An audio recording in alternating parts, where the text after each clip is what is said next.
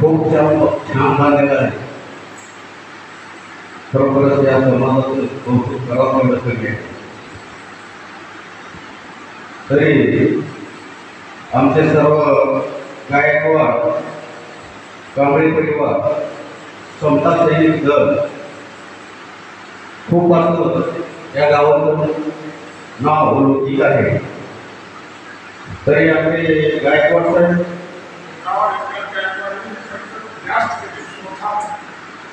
भीमराव एकनाथ गायकवाड ठीक आहे. सर्वांनी आपलं एकट्याचं काम नाही, सर्वांचं काम नाही.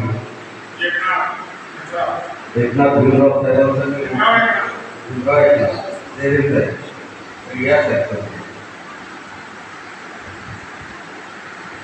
गायकवाड साहेब, प्राध्यापक गायकवाड साहेब,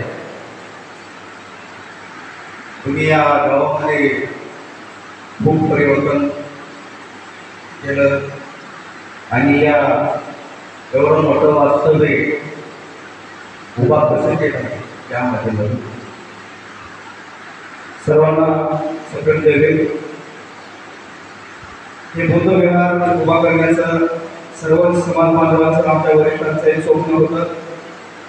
याच्यामध्ये आम्ही दरवर्षी जयंती साजरी करून जे शिल्लक पैसे राहिलेले आहेत ते शिल्लक पैसे आम्ही वर्षानुवर्षाचे साचवत गेले आणि जवळपास 10-12 वर्ष हे पैसे साचले आणि जवळपास हे 17-18 लाख रुपये एवढा निधी आमचा जयंती साजरी करून आम्ही बाजूला काढत होतो. आणि हा स्वतःच्या समाजाच्या पैशाने आमचे सर्व वरिष्ठ बांधव यांनी जयंती करून उरलेल्या पैशामधून ते विहार बांधण्याचं स्वप्न साकार केलेलं आहे. आणि येत्या 18 मेला इथं आपण अतिशय सुंदर अशी थाळीवर तथागतांची मूर्ती सुद्धा मागवलेली आहे आणि त्याचा विहाराचं उद्घाटन सुद्धा येत्या 18 मे 2025 रोजी केलं जाणार आहे.